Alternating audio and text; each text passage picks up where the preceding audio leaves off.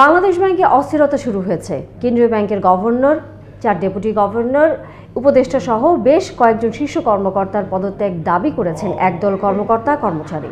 বুধবার সকালে এই দাবিতে মিছিল করেন বিক্ষুব্ধরা। এক পর্যায়ে তারা কেন্দ্রীয় ব্যাংকের মূল ভবনের গভর্নর ফ্লোরে ঢুকে পড়েন। জানা গেছে, এ সময় একজন ডেপুটি গভর্নর সাদা কাগজে সই করে পদত্যাগ করেন।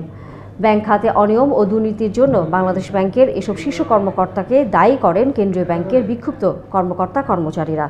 তাদের দাবি, এসব কর্মকর্তারা দায়িত্বে থাকলে ব্যাংক খাতে সুশাসন ফিরবে না।